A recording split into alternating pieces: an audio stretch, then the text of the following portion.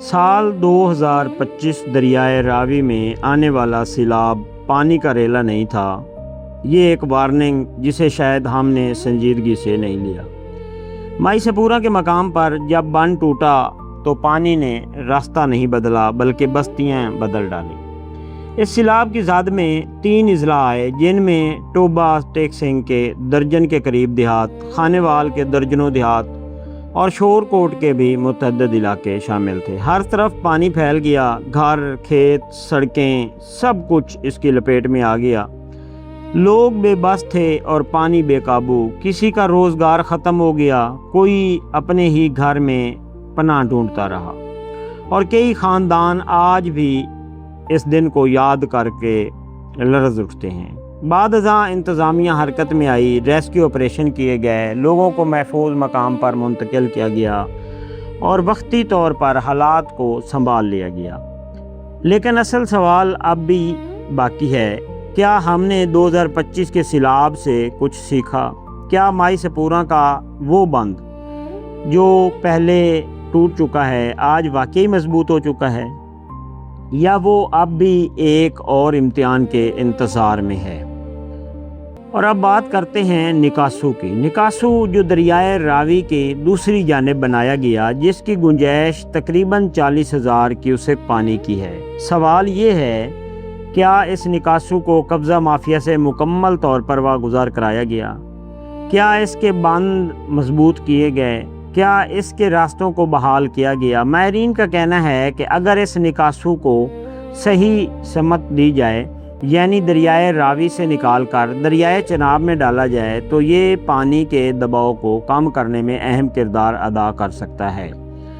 لیکن اگر یہی نظام اسی طرح دریائے راوی میں محدود رہا تو خدشہ ہے کہ پانی کے بہاؤ کو قابو نہیں کر پائے گا۔ اور اب ایک اہم پہلو، کوٹ اسلام کے مقام پر موجود پرانا ہیڈ سدنائی وہ مقام ہے جہاں سے ایک اہم روڈ گزرتی ہے جو جنوبی پنجاب اور وسطی پنجاب کو آپس میں ملاتی ہے۔ اس روڈ پر جو موجود پل ہے اس کو ہی پرانا ہیڈ سدنائی کہا جاتا ہے۔ اس پل کے اندر موجود درے آج بھی بند ہیں۔ یہ وہی ہیڈ ہے جس کی صلاحیت 1950 میں تقریباً 50,000 کیوسک پانی کی تھی، لیکن بعد میں اسے غیر فعال کر کے نیو ہیڈ سدنائی بنا دیا گیا۔ جب یہ نظام آج بھی موجود ہے تو اس کی صفائی کیوں نہیں کرائی جاتی؟ اس کے درے کیوں نہیں کھولے گئے؟ یہاں محکمہ ایریگیشن کی غفلت بھی سامنے آتی ہے۔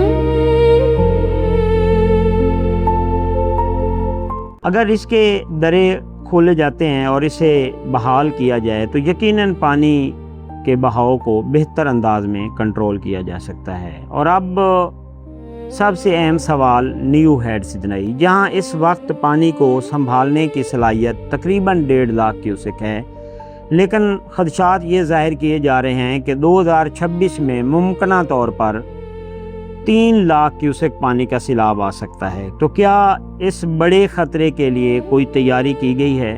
کیا اس کی کیپیسٹی بڑھانے کے لیے کوئی اقدامات کیے گئے ہیں، یا ہم ایک بار پھر اسی خطرے کے سامنے کھڑے ہیں؟ اگر تیاری نہ کی گئی تو 2026 کا جو سیلاب 2025 سے زیادہ خطرناک ثابت ہو سکتا ہے۔ یہ صرف پانی نہیں، یہ ایک امتحان ہے ہماری منصوبہ بندی کا، ہماری سنجیدگی کا اور ہماری ترجیحات کا۔ وقت ابھی بھی ہے، فیصلے ابھی بھی کیے جا سکتے ہیں، ورنہ اگلی باری پانی صرف زمینیں نہیں بہائے گا بلکہ ہماری لاپرواہی کی کہانیاں بھی ساتھ لے جائے گا۔ کیمرہ ٹیم کے ساتھ رجب علی بھٹی، پنجاب ڈیجیٹل۔